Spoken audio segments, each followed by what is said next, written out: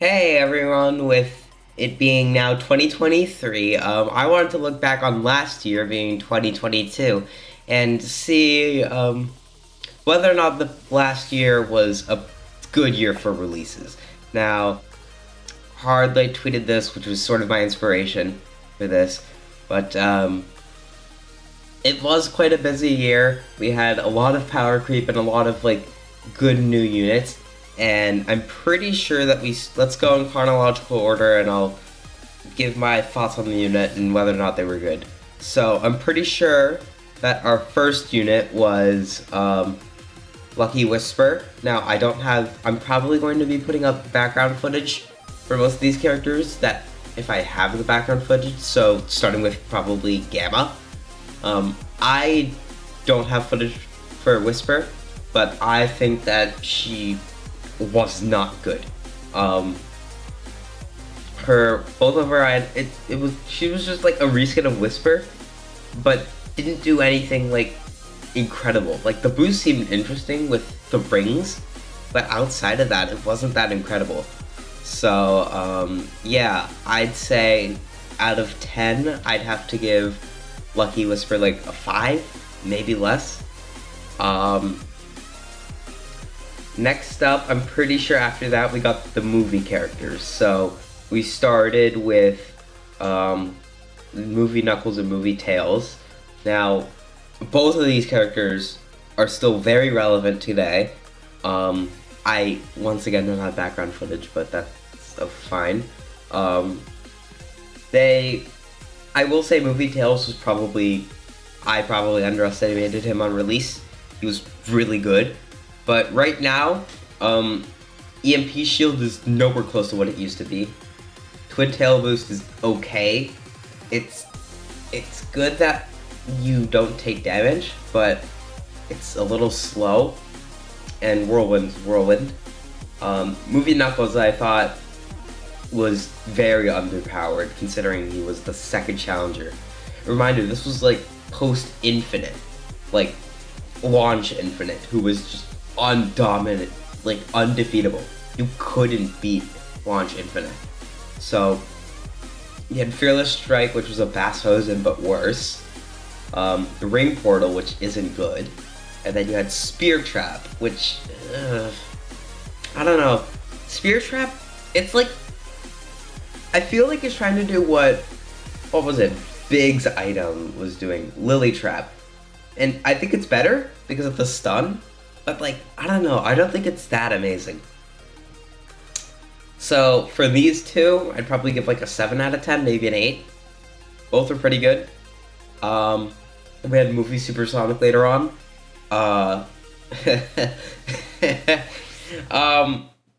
This is the pinnacle of characters that are not good at low levels, but really good at high levels. So, Zap Trap is useless. Useless level 1. Absolutely useless. In fact, this whole character is a turd at level 1. And essentially just through until maybe level 12-ish, this character is useless, but once you hit that level 12 and get a maxed out Zap Trap, it's now Movie Supersonic is amazing. You're getting Zap Trap 24/7 with Whirlwind and the best boost in the second best boost in the game. Yeah, I don't know, man. It's insane. 9 out of 10. Really good. Oh look, what did we have next? I'm pretty sure we had Gawain. Gawain. Gawain. I do have footage for Gawain, I think.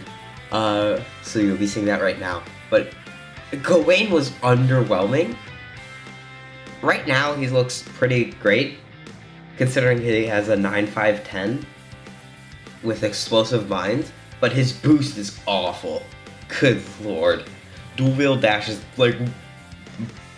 down there for worst boost in the game. The Gale Meteor was fine. The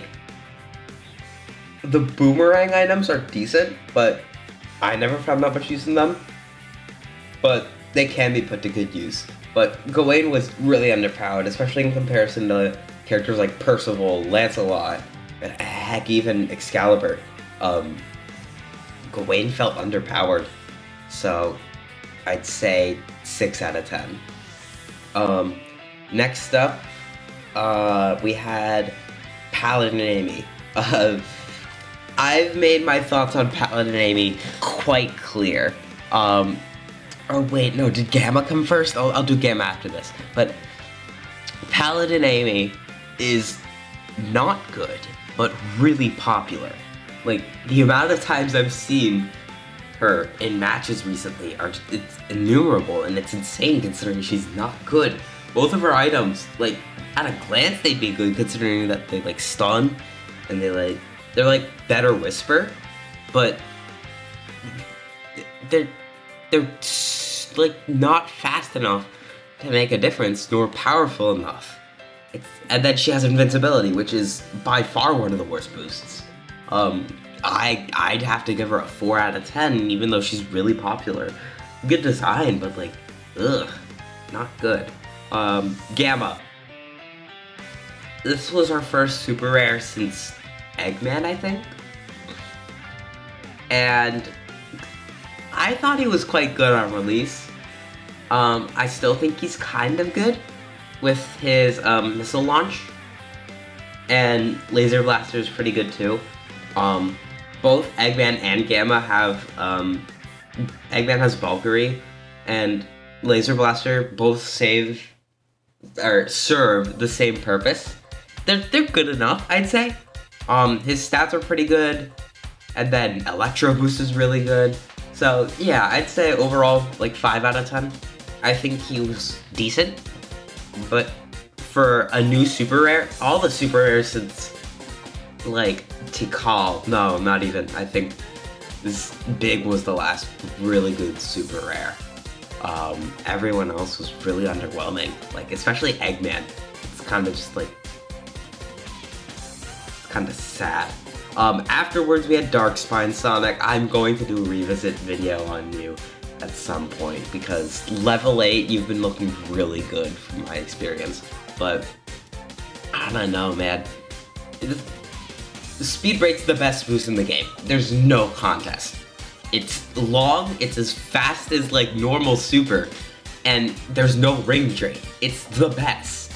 But his other items, like if they just buffed him by removing, or at least like heavily decreasing slowdown, I think Darkspine would be Z tier. He'd be genuinely deserving of a really good character. But he's just, or not deserving, but rather would be what he deserved to be. But right now, he's just not that great with both of these items just serving basically no purpose. If you're in first place, what are you gonna do if there's somebody right behind you? Nothing. You can't do anything if you're in first. And you can't do anything in last place except for hope that you get a boost. So, I gotta say 6 out of 10. I love him. I love this design. I love Speed Break. I love his stats. But it's just not good. His items are just, ugh. Yeah, so next we had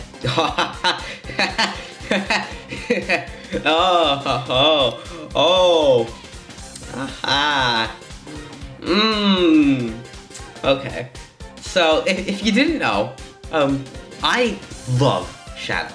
Shadow's by far my favorite, like, fictional character ever. I love Shadow. Shadow's peak fiction. They did not disappoint with Super Shadow. Hardlight did not disappoint. At level 10, currently, he gets 2 lightning, has storm clouds, 35 starting rings, and the second best boost in the game, with 10-9-3. What more do you want from a character? What more? This is literally like the perfect character. He's up, I think he's tied for #1 in the game. 9.9 out of 10. If he had 5 strength, I'd say I'd like 5 strength on him. Although that'd probably make him like insanely broken, so we'll avoid on that for now. And then just recently, we got both of the Prime characters. So, Tails 9, I don't know. His projectile is really bad, but his boost is pretty good, and Explosive Minds is amazing, and his stats are god tier. So I don't know, he seems pretty good. I don't know. And then Rusty Rose. Rusty Rose is actually pretty good. Her trap's very good. It's like, what is it? What's Dead End? It's like Dead End, but it's sort of like a longer Storm Cloud. It's like a Storm Cloud, but if it was Dead End, which is insane. Her boost, I don't like it, but I do like the fact that it stuns.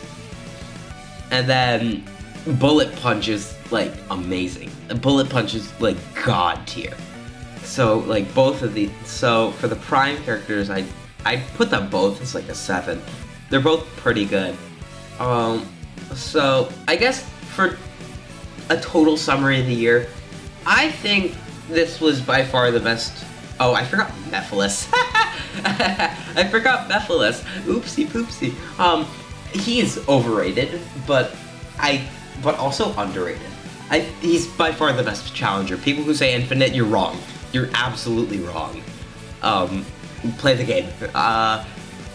So I think it's mostly due to like how his timing works. Like the timing for his abilities have been like whack, and I think if those were fixed, then I think that'd actually be a nerf to him. Yeah, like, it's kind of funny. If he played properly, he'd be worse.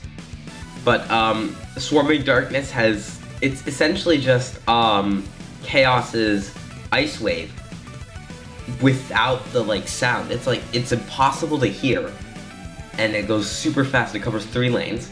Stalking Shade, it's like almost impossible to dodge unless it's impossible to dodge in 1 lane if you're stuck in 1 lane. He gets like what, 3 at max level? At level 12, yeah, he gets 3. He gets 3. And it's just like, it's so hard to dodge because of the timing. And then he has an invincible boost. I don't like that he has that. This is by far his weakest aspect because his stats are pretty good too, 8, 7, 10. But his Dark Embrace has like a really long startup, and it's like, it's invincible, but it's pretty slow and it takes so long to start up. So Mephiles, by far best challenger, still not the greatest. I'd say probably 8 out of 10. So yeah, total thoughts of the year, this was by far the best year. We had a lot less recaps and a lot more new characters, and those characters were pretty consistently decent to really good. Yeah, I guess hopes for 2023. I guess I'd like a further expansion of the supers, maybe a rework or just more super characters. Super Silver, I'd expect to come this year for the anniversary. I'd like to see Burning Blaze. We haven't gotten a Blaze skin since, I think, Percival? Yeah. So, that'd be interesting. We haven't gotten a silver skin since Nutcracker. So, yeah, I'd say more things to do with Super. A buff to Darkspine would be nice, a buff to Excalibur would be nice. These two were handled awfully. That's awful. They were slandered. Someone at Hardlight doesn't like the Storybook series. But yeah, I'd say best year yet. Overall, I'd give this year like a 9 out of 10. Maybe I'm biased because it has Super Shadow, but yeah, cheers to 2023, everyone. I hope you have a great year, and yeah, let's see what this year brings for us and this game. Bye!